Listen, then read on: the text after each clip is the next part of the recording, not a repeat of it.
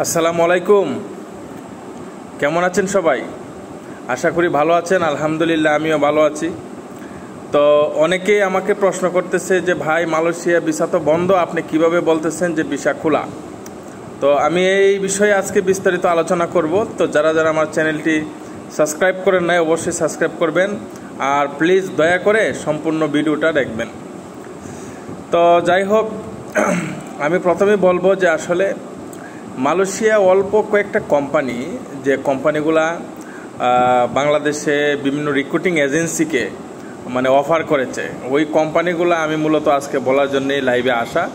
ওই কোম্পানি থেকে আপনারা যদি কোনো কাজ পেয়ে থাকেন, অবশ্যই দ্রুততার সহিত আপনি ভিসা পেয়ে মালয়েশিয়া যেতে পারবেন। অলরেডি নেপাল থেকে মালয়েশিয়া লোক নেওয়া অলরেডি শুরু করে ফেলছে, তারপর ইন্ডিয়া থেকেও নেওয়া শুরু করে দিচ্ছে। তো বাংলাদেশে সাময়িক বন্ধ ছিল, এখন আবার কয়েকটা কোম্পানি থেকে বিভিন্ন এজেন্সির মাধ্যমে লোক নিচ্ছে, রিক্রুটিং এজেন্সি যেগুলা। তো রিক্রুটিং এজেন্সিগুলার আমি নাম বলবো। তো যাই হোক, আমি বলি কি কি কোম্পানি থেকে মূলত লোকগুলা হায়ার করতেছে মালয়েশিয়ার যে কোম্পানিগুলা। আপনারা মনোযোগ সহকারে শুনুন। প্রথমে আছে সিম ডার্বি, তারপরে আছে উইলমার ইন্টারন্যাশনাল লিমিটেড, তারপরে আছে IUI কর্পোরেশন বারহেড, তারপরে আরেকটা আছে, সেটা হলো হ্যাপ চ্যাং প্লান্টেশন হোল্ডিংস বারহেড। তো আমি এই যে 4টা কোম্পানির নাম বললাম, এই কোম্পানির নামগুলো আমি আমার ডিসক্রিপশন বক্সের নিচে দিয়ে দিব, আপনারা ওই নামগুলো দেখে নিতে পারবেন। আর আমি বলবো যে ওই 4টি কোম্পানি থেকে যদি আপনারা কোনো কাজের অফার পেয়ে থাকেন, বা আপনার ভাই, আপনার কোনো আত্মীয় যদি অফার নিয়ে থাকে, তাহলে অবশ্যই ভিসা পাবেন। আর সবচেয়ে সুখবর হচ্ছে আগামী সপ্তাহ না হয় এই জুনের 15 তারিখের পর থেকে যে 30 তারিখ, এর ভিতরে আপনারা ইনশাল্লাহ বিভিন্নভাবে বিভিন্ন জায়গা থেকে আপনারা অ্যাপ্লাই করেও আপনি কলিং ভিসা পেতে পারেন, সমস্যা নাই। এবং এটা দ্রুততার সহিতই সমাধান হচ্ছে।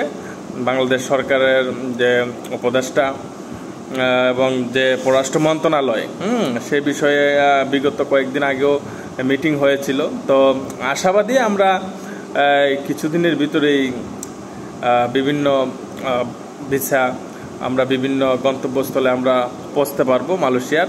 বিশেষ করে পেনাং সিটি আছে, তারপর কুয়ালালামপুর আছে, বিভিন্ন সিটিতে বিভিন্ন কাজের ডিমান্ড। তো আপনারা অবশ্যই আপনাদের আত্মীয় স্বজনের সাথে যোগাযোগ রাখবেন, এবং আপনারা যে কোনো একটা কাজ, একটা হট জব যেটাকে বলে, আপনারা মনে করেন যে স্টিল পিকচার, আমি বিগত ভিডিওতে বলছি যে কনস্ট্রাকশন লাইনের কাজগুলোর ডিমান্ড হেভি ওইখানে। আর বিশেষ করে কনস্ট্রাকশন ছাড়াও রেস্টুরেন্ট, তারপরে পাম অয়েল বাগান, বিভিন্ন বাগানে ব্যাপক চাহিদা মালয়েশিয়াতে। আর সবচেয়ে দুঃখজনক ব্যাপার সেটা হলো যে অবৈধ যে মালয়েশিয়া যারা অবৈধভাবে আছেন মালয়েশিয়াতে, অবশ্যই তারা ব্যাক করে দিবে। রিসেন্টলি তাদেরকে অ্যারেস্ট করে বা তাদেরকে আবার বাংলাদেশ বিমান এয়ারলাইন্সে আবার বাংলাদেশে ব্যাক করে দিবে। এটা কার্যক্রম কমপ্লিট করেই আমাদের পরবর্তী ধাপে আমাদের যে কলিং ভিসাটা বাংলাদেশ থেকে হওয়ার কথা ছিল, সেটা শুরু হয়ে যাবে। তো আমি বলবো, আপনারা যে 4টি কোম্পানির কথা বলছি অবশ্যই মনোযোগ সহকারে শুনছেন। আর যদি না বুঝে থাকেন, অবশ্যই আমাকে হোয়াটসঅ্যাপে নক করবেন, না হয় মেসেঞ্জারে নক করবেন। আমার নাম্বার দেওয়া আছে ডিসক্রিপশন বক্সে, আমার ফেসবুক আইডিও দেওয়া আছে। সবাই ভালো থাকেন, সুস্থ থাকেন। আসসালামু আলাইকুম।